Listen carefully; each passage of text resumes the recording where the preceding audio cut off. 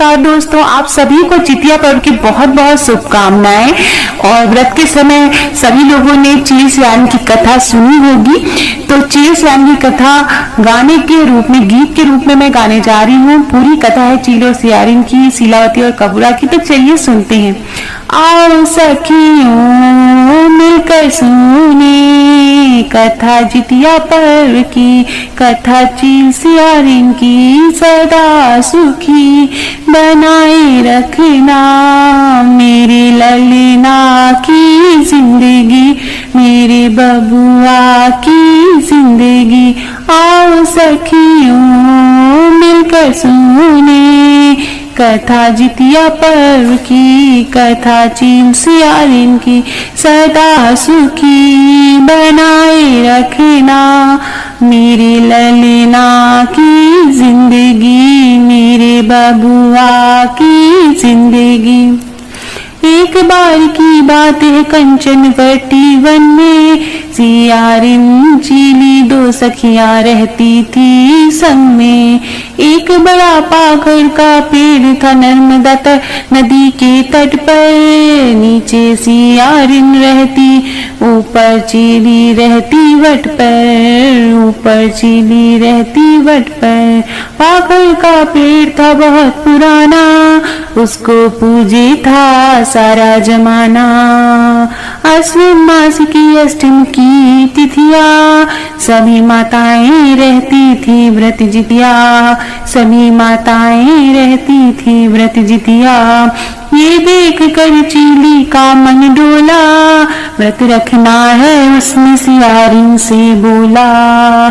जिहुतवान भगवान कर निर्जला व्रत रखने का, दोनों ने संकल्प किया व्रत रखने का। उसी दिन गांव के एक सेठ की अंतिम घड़ी आई, सेठ का अंतिम संस्कार हुआ नदी के तट पर, नदी के तट पर। जैसे जैसे रात बड़ी घनघोर घटा बढ़ती जाती, सियारिन को भूख लगी और भी बढ़ती जाती, और भी बढ़ती जाती। मांस खाकर सियारिन ने अपने व्रत को तोड़ा, जितिया मैया नाराज हुई, उन्होंने मुख को मोड़ा, उन्होंने मुख को मोड़ा। अगले दिन चीली ने नौमी को पारण किया, जिहुतवाहन भगवान ने भी उसे आशीष दिया, उसे आशीष दिया। कुंभ के मेले में दोनों मर गई सखियां। आओ सखियों मिलकर सुने कथा जितिया व्रत की, कथा चील सियारिन की सदा सुखी बनाए रखना मेरी ललना की जिंदगी, मेरे बबुआ की जिंदगी। अगले जन्म दोनों ब्राह्मण के घर जन्मी बहनें, चीली शीलावती और सियारिन कपूरावती थी बहनें, कपूरावती थी बहनें। शीलावती ब्राह्मण संग थी ब्याही, कपूरावती राजा संग थी ब्याही। शीलावती 7 पुत्रों को जन्मी, कपूरावती को संतान एक भी ना बची। शीलावती 7 पुत्रों को जन्मी, कपूरावती की कोई संतान ना बची।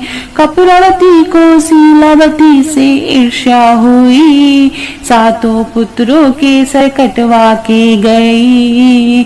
7 थाली में सर को सजाया, उसको लाल कपड़े से ओढ़वाया, फिर शीलावती के घर भिजवाया, फिर शीलावती के घर भिजवाया। जिहुतवाहन भगवान की कृपा से 7 पुत्र जीवित हुए अमृत से, 7 पुत्र जीवित हुए अमृत से। आओ सखियों मिलकर सुने कथा जितिया व्रत की, कथा चील सियारिन की, सदा सुखी बनाए रखना मेरे ललना की जिंदगी, मेरे बबुआ की जिंदगी। कपूरावती शीलावती के घर वापस भागी, सातों पुत्रों को जीवित देख दंग रह लागी, देख दंग रह लागी।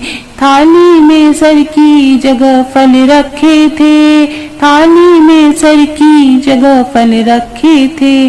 कपूरावती को पिछले जन्म की बात थी याद आई, अपनी करनी पर वो बहुत पछताई, अपनी करनी पर वो बहुत पछताई।